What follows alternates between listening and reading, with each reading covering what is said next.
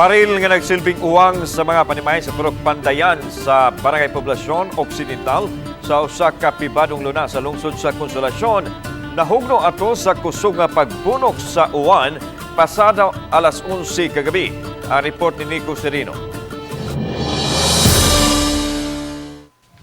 Kini ang video sa pagbaha sa panimay sa magtiayong sila si Ranulfo ug Virgilia Buraha sa Pundok Pandayan, Barangay Poblasyon Occidental sa miaging tuig.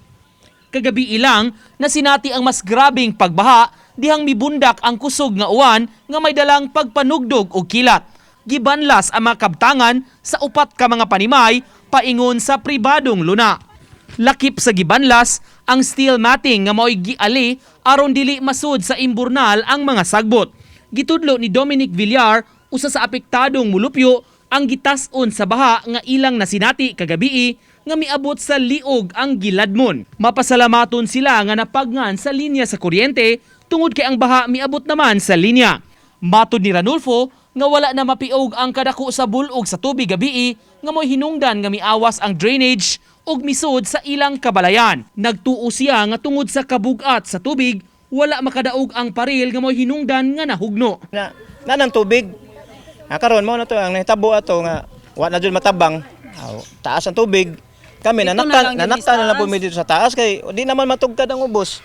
Grabe naman. Matud sa magtiayon walay ni usa sa mga opisyal sa barangay ang nagpakita kaniya hangtod sa pagbisita sa GMA-RTV Balitang Bisdak pasado alas 10 kaganihang buntag. Gisalikway usab nila ang pasangil nga tungod sa ilang pagkahugawan ang hinungdan nganong nabara ang drainage ug wala na makalahos sa main drainage nga nahimutang sa usa ka pribadong daan.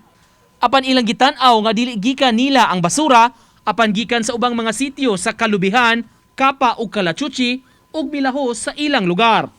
Anak kadungog mi ingon sa kapitan namo nga mga hugawan ko ni dire. Nganong kami mayingnon niya nga hugawan nga dako man ganing kanala dili man kay kamera nagpuyo. Kalubian, Kapaw Compound, Kalachuchi o kaningan hidapit Pandayan. sa amoa, Pandayan. Dili kay usara ang moagi diri nga tubig, daghan kaayo. Apan gihimaka kini ni Kapitan Hercules Aligno sa Barangay Poblasyon Occidental. Matud niya, gibutangan og steel matting ang uban nga mga sityo aron dili makalahos sa Purok Pandayan ang ilang mga basura. Nagtuo ang kapitan nga gikan ra sa ilang purok ang mga basura nga nakaali sa drainage sa Purok Pandayan. Napay mga sayuti, mga tanon, tagtibuok pa, pangahuli ito. Mineral water, mga botilya, ultimo cellphone nga guba, tawad dito, makuha na mo. Gihimakaksab sa kapitan nga walay taga-barangay nga miduaw sa dapit tungod sa pagkahugno sa paril. Akong kung gikan kita mga purok, naay mga steel matting, akong kumanan mo. Mapungan dyan ang mga basura. Kaya rin may bawa na to, nga sila dito di man limpyo. Hinuon ang hinaot ang kapitan nga maabagan sab sa lungsod ang ilang barangay tungod kay nahurot-hurot naman ang ilang pondo tungod sa COVID-19 ug sa bagyong Odette. Gisuwayan sab pagbisita sa GMA-RTV Balitang Bisdak ang Local Disaster Risk Reduction and Management Office apan walay mga opisyal nga makaatubang tungod sa seminar nga ilang gitambungan karong adlaw. Wala usay makatubag sa Municipal Engineering Office kay mitambong og seminar ang municipal engineer. Hinunasayod na ang engineering office ug gipasusi na sa ilang mga sakop. Uban ni Philip Patricio ug Rod Prado, Nico Sereno, Balitang Bisdak.